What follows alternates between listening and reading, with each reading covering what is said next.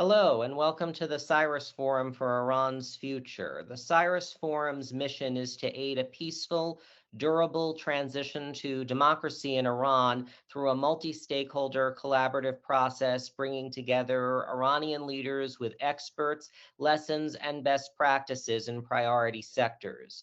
Part of that process is aimed at preventing violence and instability in Iran upon overthrow or dissolution of the Islamic Republic. I'm Jason Brodsky, Policy Director of United Against Nuclear Iran and an advisor to the Cyrus Forum. Our panel today takes place at a momentous time in Iran. The death of Mahsa Amini, a 22-year-old young Iranian woman at the hands of Iran's morality police, was a spark, really, that lit a fire which resulted in protests spreading across all of Iran's 31 provinces, with all layers of society participating. The protesters' message is the Iranian system is unreformable. There have been chants of downfall for Iran's supreme leader. Iranians have been fighting back against security forces in unprecedented ways, torching police cars and throwing incendiary devices at them. But Iran's police dragnet has been responding brutally, as sadly is the rule, not the exception, with the Islamic Republic. Right now, even the parliament speaker has admitted that the protests are aimed at regime change and that it represents a threat to the system.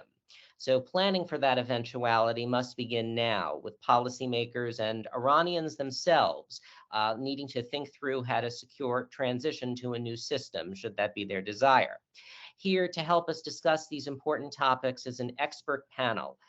Victoria Coates is a senior fellow in international relations and national security at the Heritage Foundation's Margaret Thatcher Center for Freedom. She previously served in the Trump administration in a number of capacities as U.S. Deputy National Security Advisor for Middle Eastern and North African Affairs, and at the U.S. Department of Energy as an advisor to the Secretary and acting as his personal representative in the Middle East. And before that, she was senior advisor for national security and to U.S. Senator Ted Cruz. Farzin Nadimi is an associate fellow at the Washington Institute for Near East Policy, specializing in the security and defense affairs of Iran and the Persian Gulf region. And last, but certainly not least, is Behnam Ben Taleblu, who is a senior fellow at the Foundation for Defense of Democracies, where he focuses on Iranian security and political issues.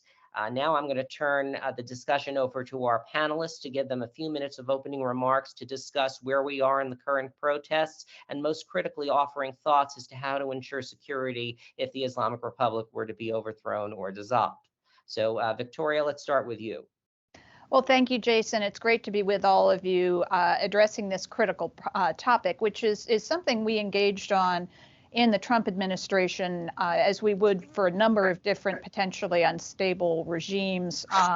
What does day one look like? What happens after, the Iranian people decide to take matters into their own hands and, and make a systemic change away from the Islamic Republic, hopefully back to something much more in line with their interests. And the key point I wanted to make is that this notion that the Iranian people are apathetic and fear instability more than they want change is patently false following the last couple of weeks of protests over Amini's death. They do want change. And not surprisingly, that's the same line we hear out of both Putin and Xi for Russia and China, that their people fear instability and for that reason their regimes will endure. Well, that's not the case in Iran. And so I think we need to recognize that reality and then make sure we are getting the message to the Iranian people that if they do make this change, the United States and our partners and allies, starting with Israel in the region and our Gulf friends, stand ready to help them, that they are not going to descend into chaos like, say, Syria or, God forbid, Yemen. Iran, is just too important of a country for us on practical terms to let that happen. But we need to be able to lay out, and I know this is what we'll be discussing, some concrete steps that we could take to help them make that transition and make Iran into a great partner and friend to the United States. Great, thank you. Farzin? First, I have to say that I cannot find the right words to describe the level of courage and resilience that these young people, these young women and men are showing these days on the streets of Iran, and in the face of the brute force that their regime is using against them. Really, my hat off for them.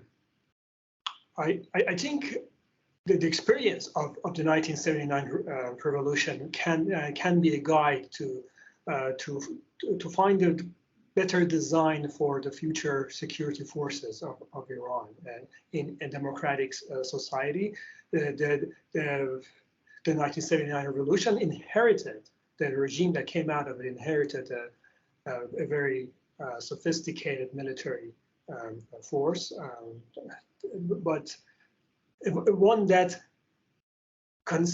was considered to be loyal to the monarchy, the previous monarchy of Iran, and that was probably the main reason for the new regime to establish this revolutionary guards to keep watch on the regular forces, as also to use as a security enforcer for the regime. And the experience of Iran-Iraq War showed that this organization came out as the main military establishment in Iran, which, in parallel to the national armed forces, created an arsenal of weapons of mass destruction, ballistic missiles with increasing range, which are a threat to the region. In the future, Iran, democratic Iran, they will need as the armed forces that answers to the people and works for the people, and what is more important, what is the one interests that for these armed forces is the national interests of the Iranian people, instead of the revolutionary values, which proved in the past decades to be inconsistent with the interests of the Iranian people. And so in the armed forces that is transparent and answers to the people, and a budgetary system, a transparent budgetary system with clear guidelines. These are the very important facades for armed forces of future Iran that honestly can have the help and assistance of the United States and European countries as to help them to create this this democratic defense establishment, as the Ukrainian forces, for example, received such assistance since the 2014 invasion of Ukraine and annexation of Crimea. I think that could be a very good example of how a democratic military establishment can receive and establish help relationship with the international community and with the United States. Thank you, Farzin. Behnam? Thank you very much, Jason, and all the distinguished panelists and viewers. It's a pleasure to be with you. Echoing Farzin here, not to be a tautologist, but indeed 3 weeks in and counting, the immense bravery of the Iranian people who are literally risking life and limb every day, over 140, 150 different cities, towns, villages across the country.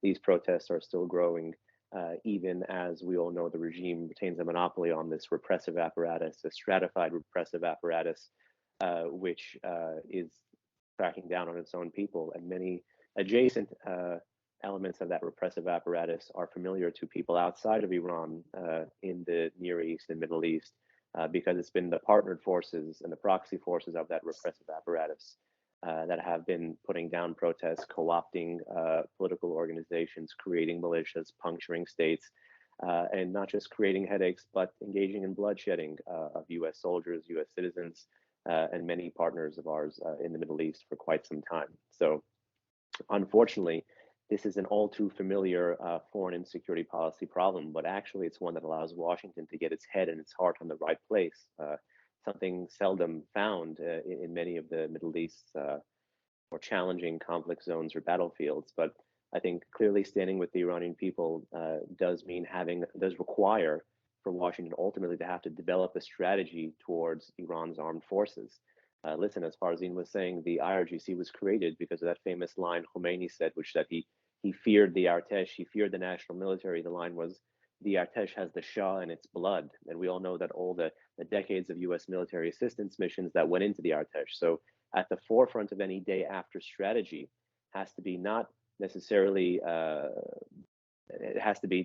thinking about how to play one force off of each other, but how to get the collective armed forces of the Islamic Republic to be able to pivot, see a future for themselves, but also transform into a force that is the guardian of a national interest, reflects popular views, popular wills, and fights for the public good, rather than represses all those things on behalf of a very narrow regime elite. I think the critical juncture we're at now in the street actually follows. I'm glad Victoria mentioned a bunch of myth busting that the Trump administration helped engage in, but it follows a critical juncture in street protests in 2017 that make the need for such a policy by Washington even more urgent, because reform is done. In the decade between 2009 and 2017, due to all these different labor strikes and other protest movements, the Iranian population saw the failures of reform in real time, and they moved from reform towards revolution. And they did so in real time, and they did so even during peak periods of foreign pressure, doing away with the theory that foreign support or moral support or expressions of support would be the kiss of death, doing away with the idea that if you had sanctions at the time there were protests, it would divert the protests and create anti-American protests. We have seen no such thing inside Iran today, and that fundamentally tells you one thing: the chasm between the street and the state, or society and the state, continues to grow, and it continues to be one that Washington needs to develop a policy for. Thank you, Behnam. Now let's launch into some questions. As longtime analysts and also those with experience in the U.S. government, what are the signposts that you would look that the Islamic Republic is in an increasing danger of being overthrown or dissolved? What would be those signposts for people to look out for on the ground in real time? Victoria, do you have any thoughts? I want to start with you. Well, I do, Jason. You'll be amazed to hear. I think, there is a kind of a prevailing conventional wisdom that these protests will be like the 2017 or 2019 protests. They're going to fail because of the repressive apparatus that the mullahs have imported from mostly China, but also some from Russia. And that is a powerful apparatus. But there are a couple of things that could be different this time. We have these ongoing reports of illness on the part of the supreme leader. And of course, he's had two years to live for the last decade. So one always takes those with a grain of salt. But if that were to happen, it could be a game changer in terms of sort of adding fuel to the protests. And having Mazda's face on these protests, having a very specific person to rally around, and so many of these young people, and yeah, I would absolutely echo the sentiment that the bravery is remarkable and deserves our greatest respect and support. But all of these young people really identify with her, and that makes this different as well. So I think we'll be looking for potentially some element of the armed forces to perhaps switch sides. I think we're looking at the universities for their withdrawal of support for the regime. And as that continues to snowball, if they can't put this down, I really think the regime is playing with fire. Thanks, Victoria. Farzin, do you have any thoughts? Well, I think that the most telling evidence would be parts of the IRGC to switch sides. And I see that very remote possibility because IRGC is mostly made of the most loyal elements of the regime. But if we see messages from inside the IRGC, from the middle ranks of the IRGC officer corps, that they want to side with the people, they want to support the people, that would be an important indication. We haven't seen that yet. There have been messages of support by the National Armed Forces, by the Air Force, Airborne Ground Forces personnel. That still has been fairly limited. If we see the signs of widespread unrest, for example, in particular military bases and barracks in Iran, that could be an indication. But before that, I think the most important indication of a real winds of change in Iran is when the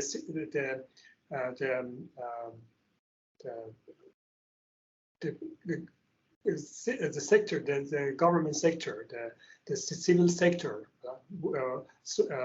really comes to the streets. The people who work in the ministries, and they finally come to terms with the realities that you cannot always depend on the pensions and the salaries, and it's time to really be part of a change of force of change, and that I think will be a major indication. And also, I think that the oil men and oil workers, all employees of the companies affiliated with the Ministry of Petroleum, like the NIOC, those show that strikes, oil worker strikes during the 1979 was a crucial turning point. I think this time it can also be very, very, very important. Still, Iran very much depends on the export of oil, and I have to say that the contractors that probably is important, that the oil contractors come and start this movement, but again, the employees of the NIOC need to follow suit, and I think that will be another important indication. Thank you so much, Behnam. Just thanks, Jason. Just briefly tying together a few threads here. Maybe alliteration is not always my strong suit, but I'll try here. 4 S's: sanctions, streets, strikes, and security forces. You want to see not just the sanctions sustain. If you sustain them, but you don't enforce them, you result in sanctions atrophy. You want to go after the illicit sources of revenue generation that fund the foreign aggression and domestic repression. You want to have the pool shrink. When the pool of cash shrinks, people have to fight over that. The more the pool shrinks, the more public those fights can be, the more opportunities for fissures. So you want to have sanctions erode that short-term, medium-term, long-term, that pool of money. Right now, we're not seeing those sanctions as vigorously forced as we could, but we are seeing it somewhat better as of this May, because there's been 1 oil penalty or petrochemical penalty a month from the Treasury Department. So good, but definitely not great. Streets. 3+ weeks in, the Iranian people, again, we mentioned, very brave, continuing to protest, no signs of relenting. In fact, Iranians in the diaspora in over 150 cities have been echoing these around the world, trying to get Western policy to focus on this issue. So perhaps streets at home and streets abroad may be in greater touch in the weeks ahead if the Iranian people stay on the streets, but it will be a battle of wills there against the security forces. Escalating to what Farzin said, absolutely. It was said in many a history book that the Shah's regime was on oily legs or wobbly legs because of oil. Same phenomenon happens here due to the reliance of the government on crude oil, petrochemical, and associated petroleum products. So if the strikes move from educational institutions to the service sector and more broadly to strategic sectors for the lifeline of the regime, such as the energy sector, upstream and downstream, that would be critical. And then security forces, whether you see any kind of move from anecdotal to empirical mass defections in any of the stratified security forces, be the vigilantes, the law enforcement forces or any of its sub-branches, the IRGC, as well as the Basij. So those are the gradations to look for, and even if those are reflected beyond the security forces among the regime elite, because at time 1, time 2, time 3, as the protests continue and the pressure continues from atop, below, and the budget shrinks, that political elite is going to have to make more and more choices. And thus far, they're very cohesive, but it may get to a point where it's so cohesive and so internalized that it cracks from fissures from within. We haven't seen that yet, but those are the 4 major signposts I would look for. Thank you for all those important points. I want to talk a little about external actors or spoilers in terms of Russia and China here, and what would their calculations be if the Islamic Republic were to become increasingly unstable in managing the fallout? As you all know, the Iranians have been sending armed drones to Russia for use in Ukraine, and Russia has a very long history with Iran. So, what would be Moscow and Beijing's added contribution here in terms of managing the fallout? Victoria, you want to start? Sure. Although I don't want to hog the pole position for the whole program, but I think this is complicated, as I believe Farzin said, by the situation in Ukraine. I don't think we can disaggregate those 2 crises, and so what Putin can provide to the regime in Iran is increasingly limited. We had the remarkable event this week of Cuba actually asking the United States for post-hurricane relief. They traditionally have refused any humanitarian aid from the United States, but now they're having to take it because they're out of other resources. Same could be said for Iran, that as Putin's options constrict, his ability to support the regime will be somewhat limited. Xi obviously has many more tools in his toolkit, most of them financial. And, there have been attempts to create these kind of grand bargains between Iran and China. There are a lot of, fancy rhetoric surrounds it. Very little actually seems to happen because Iran is such an economic basket case.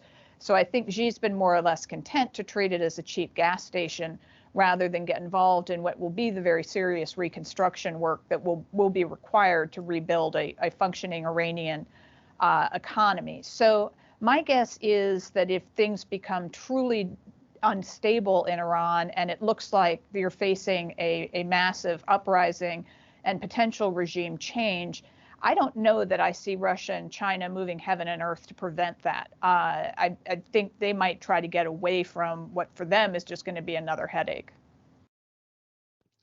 Thank you, Victoria. Farzin? I don't think that Russia is in a position right now. I totally agree with Victoria. I don't think that Russia is in a position to be able right now to help Iran. In a different situation, yes, I believe that Putin would want to help Iran cooperate with intelligence or with logistical help if the protests are widespread and the Iranian regime needs to move forces, for example, around the country. But right now, Russia is in a very bad position and no way to help Iran. And China, to be honest, I think China, well, in fact, wouldn't mind that there is a different regime or political system in Iran, as long as they are in good terms with China and in terms of trade. I think China has been having on and off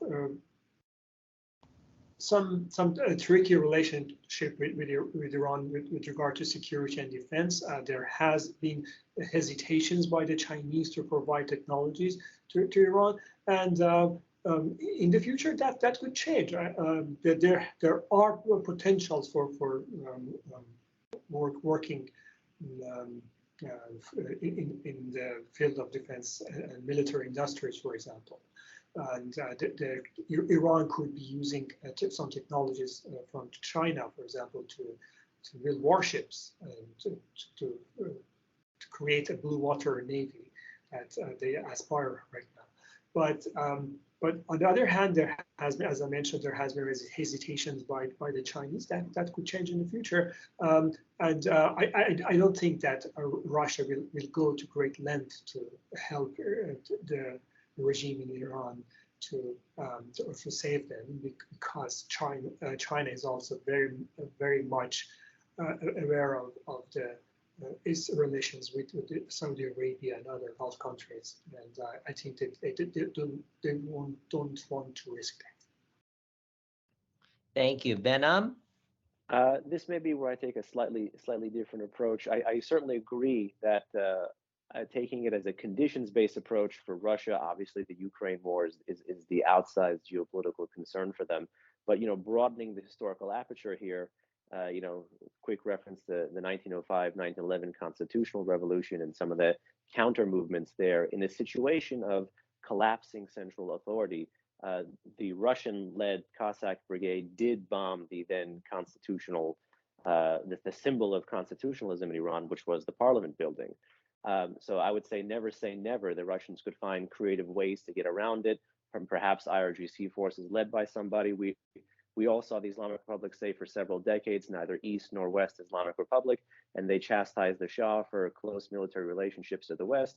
But then you had Russian bombers staging strikes against Syria while operating in Hamadan, or Russian warships have missiles accidentally fall on farms in Western Iran when they were firing from the Caspian Sea. So as much as the Islamic Republic over the past 4 decades has sought to sustain itself and make itself anti-Western, it's moved closer and closer to the East. So one wonders what kind of creative scenarios or backdoor deals these guys may have tried to strike in a kind of existential scenario. So while the conditions that I think both Farzin and Victoria point out rightly are the outsized ones, the risk aversion Farzin pointed out, and of course the Ukraine war element, both in what Farzin and Victoria said.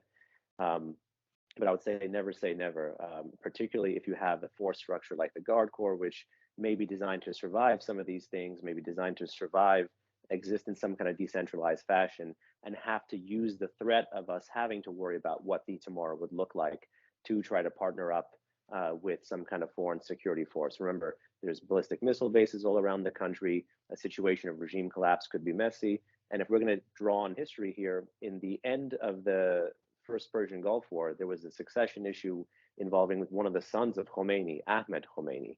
And there are reports that he wanted to take, or may have taken, a missile battery to the south to try to fire on the international coalition.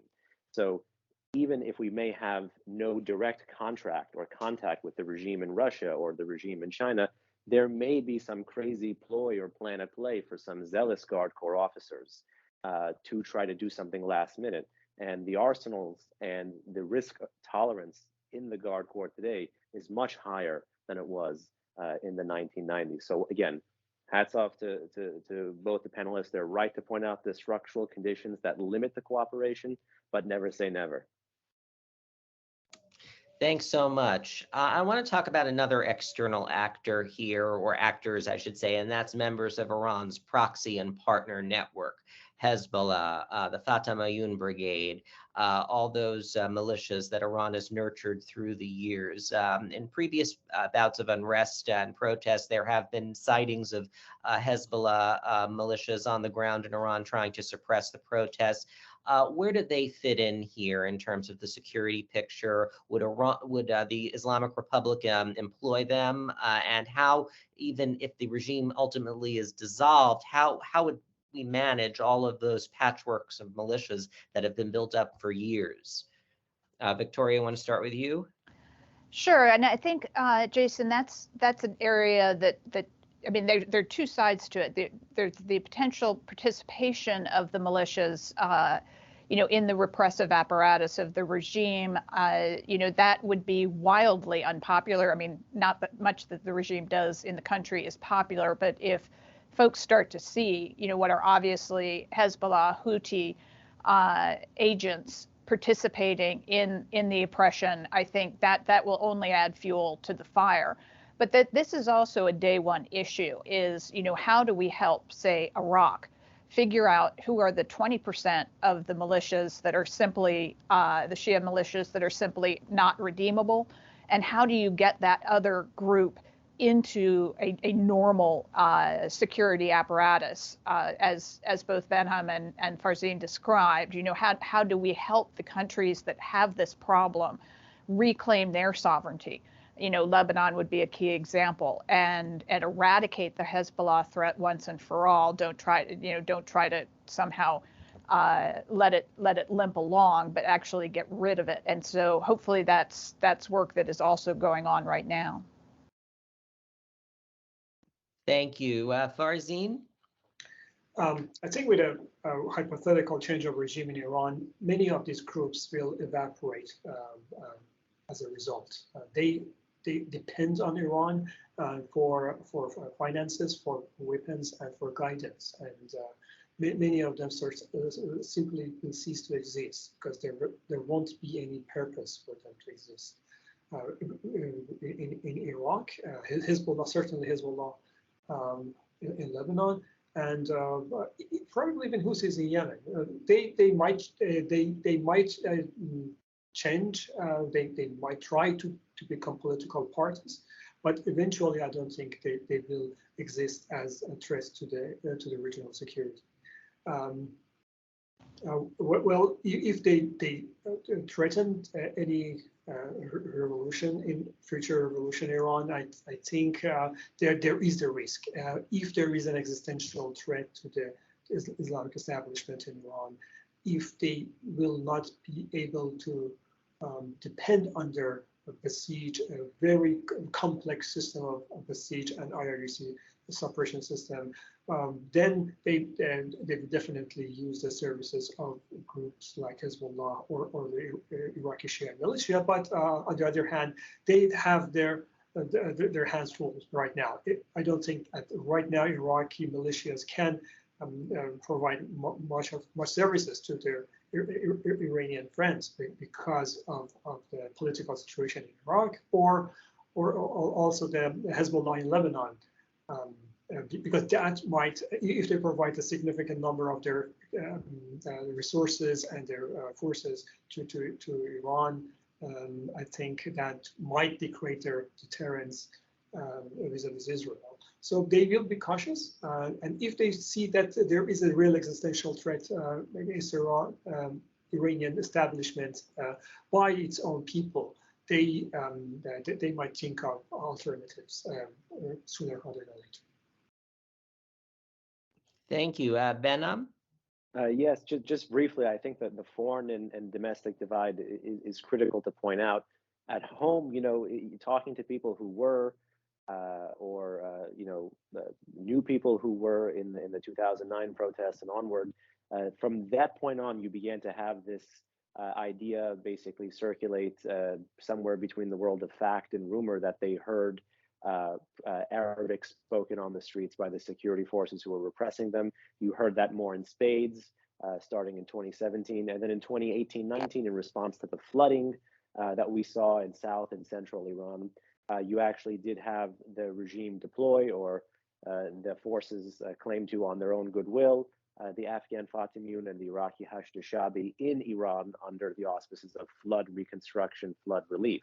And we know there were protests that followed the flooding, and one has always wondered what was the linkage or any kind of correlation between the deployment of those forces to the jurisdictions that were protesting, which were also the same jurisdictions that witnessed the floods. So I think there's a little bit of a playbook for the regime to draw on here, but it's always been an X factor that protesters have been concerned about, because even if you do get to that momentous condition where the security forces rupture or don't fire, what will the regime do as kind of a last minute ploy to save itself if Iranians won't fire on Iranians? Well, then they'll draw on the all Shiite Foreign Legion. And so that's why this has always been a fear of many in the protest movement, and that fear has been socialized in the diaspora. What if the regime turns the Foreign Legion inward to crack skulls at home? So time will tell what happens here. 3 weeks in, the regime continues to use its domestic stratified law enforcement forces, and we'll just have to wait and see. But pivoting to the abroad part, the ultimate goal would be to have them evaporate, as Farzin said. Certainly a nationalist rather than Islamist, a status quo rather than a revolutionary, and a democratic rather than an authoritarian Iran would not have that kind of foreign and security policy. I think we can all agree on that. My fear is, what would these entities do with the weapons that they have until that point? Just a few weeks ago, the Houthis in Yemen had the September 21st military parade. There were 4 new missile systems that the Houthis had acquired during this period of them extending the ceasefire. These were not used yet, like some of the other SRBM capabilities that the Iranians had transferred to the Houthis. And the same, of course, for other actors like the Lebanese Hezbollah, which have diversified from not just having Iranian state funding, but to engaging in narco trafficking. And with the Captagon phenomenon in the heartland of the Middle East, and the fact that Iran's Shia militias between Iraq and Syria control it, what kind of other illicit revenue generation schemes would these folks try to pivot to and embrace, particularly in the aftermath of a state collapse scenario in the Islamic Republic? So while I'm hopeful, I still do have a lot of concerns, both with their arsenal and with their other methods of revenue generation. Thank you for that. And since we're talking about arsenals here, what should be really done with the Islamic Republic's vast arsenal of controversial weapons in the case of a regime dissolution situation? I wanted to get any thoughts from the panel on that. Victoria, do you have any initial thoughts? Well, certainly securing those materials, and particularly anything related to the nuclear file, has to be a top priority. And hopefully, the IAEA is knowledgeable enough about what is in Iran that they would be able to get in pretty quickly and make sure that stuff doesn't fall into the wrong hands or become unstable. And then, I think it is, to my fellow panelists' opening points, this is going to be the long, hard work of figuring out what Iran's legitimate security apparatus looks like and what does it need to defend itself and hopefully not attack its neighbors. And so, that's a policy planning process that would need to be engaged on. But I think step one has to be, make sure this stuff is secured and you don't have Hezbollah actors making off with nuclear materials, which would be a nightmare scenario. Yes, Farzin? I think any future Iranian Minister of Defense will have to deal with the headache of dealing with the vast arsenal of ballistic missiles that certainly there is no use to many of them for a democratic and free Iran. I believe for a democratic and free Iran will not need ballistic missiles with ranges exceeding 300 kilometers. And I think with the help of the United Nations and the United States, Iran can subscribe to the Hague Code of Conduct or to join the MTCR, which is a voluntary missile technology control regime. That limits the range of missiles to 300 kilometers and warhead of 500 kilometers, which I think is very sufficient for legitimate defensive needs of Iran. And I think that will open the door to a region-wide non-proliferation regime that would de-escalate any chances of armed conflict in the region. And Iran does also have a large defense industries. I think a large part of the Iranian defense industries can serve the future democratic Iran by some of them can be repurposed to produce civilian products, and some of them can with or without a partnership of international partners can continue to provide defense equipment for international markets, as the Turkey does, but with a very transparent structure that and responsibility that will not sell weapons and especially lethal weapons to countries in conflict, as unlike what the Islamic Republic right now does, and that they continue to sell weapons and armament to for example, African countries who are fighting each other, and so a responsible Iranian defense industry in the future can help the economy of Iran, can also create a platform for the Iranian graduates of aerospace, for example, engineering and all sorts of engineering to work for in Iran and for the countries, and also to create this regional consensus that reads the region out of weapons of mass destruction and ballistic missiles of long range. Thank you, Farzin. Behnam? Yeah, a lot of really excellent points there. I'd echo, far from me to voluntarily quote former President Rouhani, but when he was campaigning in May 2013, he talked a lot about turning threats into opportunities.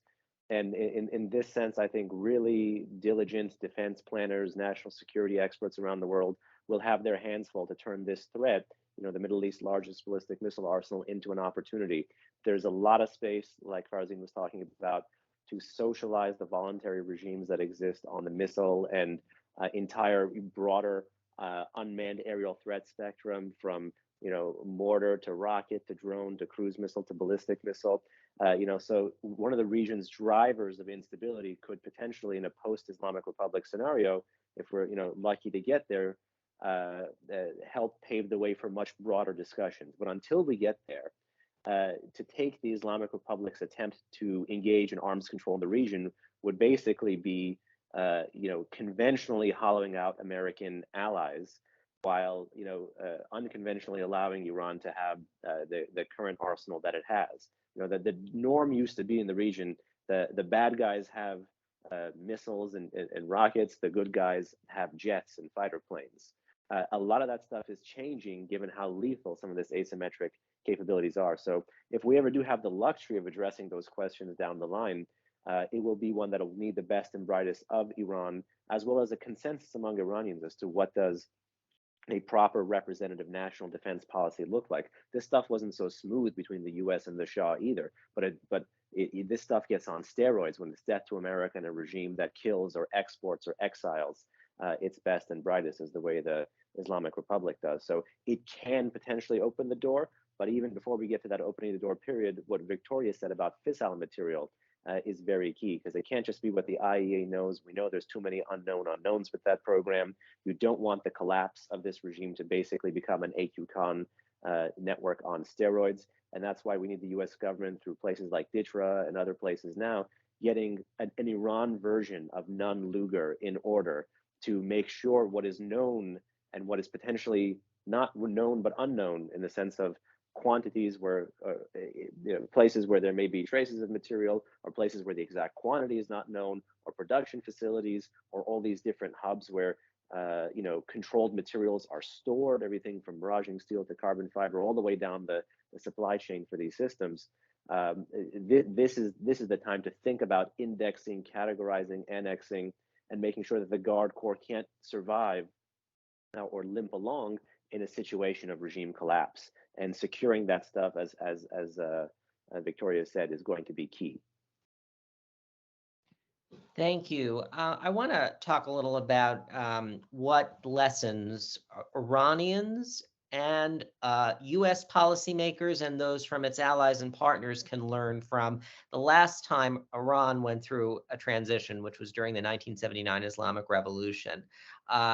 What are lessons that we can learn and can apply in the current situation should the regime become increasingly unstable? Victoria? Well, first, I just want to compliment Ben on the deployment of the known unknowns. As an old Rumsfeld alum, that warms my heart. I think, what we saw in 1979 from the then Carter administration was incredible naivete about what was happening in Iran. And, the Carter administration had a priority on human rights that discounted American national security interests, and it was catastrophic for our position in the globe. And so I think, they assumed in that administration that anybody rising up against what they considered to be an authoritarian regime would be a better partner for the United States. Well, that was patently not the case. We saw something not terribly dissimilar with Cuba, for example. And so I think in this case, making sure, that if this is a regime change towards a form of government that is friendlier toward the West, that is more responsive to the Iranian people, that does not impose this kind of brutal theocracy on them, there's so much that the West can and should do to very actively lean into this transition and offer support. And it can be on a whole host of issues, from redesigning the economy to environmental issues, which are quite dire in the Islamic Republic right now. And this is also not a place where we would have to spend excessive numbers of U.S. taxpayer dollars, because Iran can and should be a very wealthy country and be able to finance this on their own, and as a partner of the United States, be a source of wealth for us. So I think it's a case of not assuming everything's going to go in our direction if we don't make a concerted effort to help it along there, and then making sure we're in it for the long haul so that Iran really can rebuild itself into a responsible partner. Thanks, Victoria. Farzin? Well, I think the 1979 revolution created a very complex geopolitical situation with very lasting effects on Iran's military defense policies. They created two branches of armed forces, and based on the existing nationalistic ideas and also revolutionary ideas. They branched out and created two military arms that consumed budgets of their own. To many aspects, they were parallel, and there were wastage of public money for creating these parallel military organizations. We don't need that in the future Iran. The future Iran needs a smaller, leaner, modern military establishment, which is in good term with its neighbors and with its international partners, and they will be able to conduct in international military drills and humanitarian aid with the outward-looking future and policies, as opposed to the existing inward-looking and policies, the defense military policies of Iran, which stems to a large degree from their pessimistic view toward their partner, toward their neighbors, and international country, organizations and the United States. So I think with the look back, we can have such a transparent military organization that answers to its people and is separate from the branches of government, and I think international organizations and the United States can again help Iran with developing such an organization and military. Thank you, Behnam. Well, there's tons of lessons and legacies of the revolution, but maybe just on the protest side before we get to the day after side. On the protest side, there was a concerted strategy by the revolutionaries when they broadened the coalition to basically nullify and neuter the security forces. And I remember one of many famous slogans that was said was, and I'll say it in Persian because it kind of rhymes and otherwise it doesn't make sense in English, is "Ma be to gol midim to ma gulule," which there was an effort by some of the revolutionaries on the street to put flowers in the barrels of the rifles of some people who were manning, who they knew were conscripts manning all of these different positions, and that the quote translates to, "We give you flowers, you give us bullets." So to kind of win the hearts and minds of the people who don't want to fire anyway, to say that the people you're going to be cracking down on are your compatriots. And this is something for USG broadcasting, major Iranian diaspora, satellite TV messaging. The nationalism as an element has been missing as part of the discourse. And if it's not part of our side's discourse, that a nationalist, free, liberal, secular, democratic Western Iran, which is good for both the West and for the Iranian people themselves, and coincidentally, something that they've been protesting for quite some time, that a strong Iran is actually good, that it's the Islamic Republic, again, highlighting the cleavage between state and people. This is key to winning over these institutions in the long term. I mean, I don't mean to comment on the role of foreign media during the revolution, but to amplify for those security forces that they're supposed to be guardians of Iran and not an Islamist autocracy. They're supposed to be guardians of the people, of the shared emphasis on the nation and its culture, and its traditions, and its borders, and its values. This is not about irredentism. This is not about revolutionary values. This is about, for lack of a better word, when Farzin was talking about the militias evaporating, it's come home, Iran. Bring Iran home. Enough with this. You've seen protest slogans from 2009 onward. Not Gaza, not Lebanon, my life for Iran. I think we know what a nationalist foreign and security policy would look like.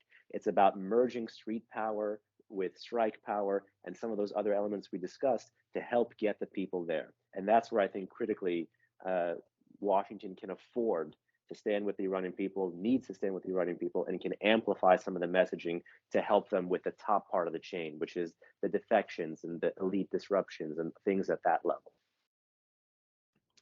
Thank you. And my last question is this. If you were advising President Biden or the heads of the E3 on how best the U.S. and its allies and partners can A, help the Iranian people now during this protest movement, and B, when and if they move towards a transition to a new system, what would be the best practices and the best principles that the U.S. and its allies can employ in that process? Victoria? Well, I think that's going to be the critical sort of process. And for starters, there's been a lot of discussion recently about how do we get free, uncensored internet access to the protesters so that they can organize and coordinate and broadcast their message out to the world. And we've joked a lot about Elon Musk and Starlink rather. It's a wonderful system. It's worked very, very well in Ukraine, but in Iran, if you used Starlink, you would literally be putting a target on every user's back because the regime could see them through their state-controlled internet system in the country. So, if we're serious about that, and it would be one of the greatest things we could do for them, we need to get the encrypted hardware into the country so that the users are not identifiable to the regime and they can have that kind of access. So that would be, the sort of the immediate policy that I would take. And in terms of future steps, I would go back to the necessity of, looking at, maybe some failed examples of our, trying to recreate new governments in Iraq and Afghanistan, for example. What went wrong there? What could we have done better? I think there's hugely more potential in Iran, for a successful transition to a more stable, durable government. But again, that's going to take hard work. And so, making sure we are focused on that we've identified the people in Iran who can, take on leadership roles and put an Iranian face on this. I think that is the most important work we can be doing. Thanks, Victoria. Farzin? Well, I think that the U.S. governments can monitor the situation very closely, and I'm sure they do. But a timely declassification of intelligence can help Iranian people to learn about what the intentions and future plans of the system. and warning the Iranian regime that killing these people is not acceptable, and they have to stop it. Probably even an ultimatum to the Iranian regime could help with them stop killing their people. Declare Iranian people as their strategic partners.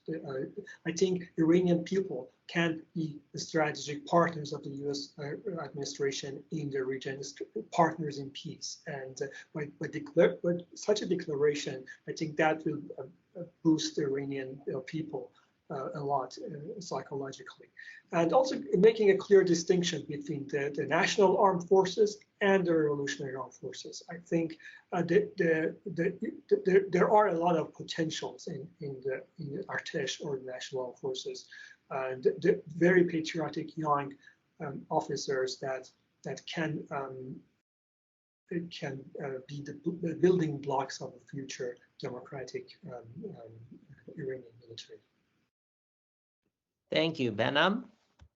I'll stick to the first half of the question because I think Victoria tackled the second half very good, and far from me to disagree a little bit in public with Farzin, but I do want to, on the Artesh point, maybe stress a little bit more caution. The conventional wisdom, and I'm not saying Farzin was saying this, but the conventional wisdom in DC is always to pit these two institutions against each other. The Islamic Republic has tried very hard to first neuter and then co-opt the Artesh. So yes, everything Farzin said is critical, and to look towards those voices, particularly new cadres, but at the same time, a healthy measure of skepticism, because the regime has created ideological political commissars. These are actual jobs. There's an ideological political directorate. There are bureaus within the Artesh to make sure that this is not going towards that 1970s U.S. military assistance mission Artesh that the Khomeinis feared about so much, that this is a junior partner to the IRGC instead. So they've spent time and effort on this problem, and they're being rewarded now. For instance, the Artesh is getting technologies that once we thought were going to be only limited to the IRGC, such as close-range ballistic missiles, short-range ballistic missiles. The Artesh is involved in the PGM program. The Artesh has its own missile force very recently declared. The Artesh, much like the IRGC Aerospace Force, has a self-sufficiently researched jihad organization. That's basically to make the missiles more effective.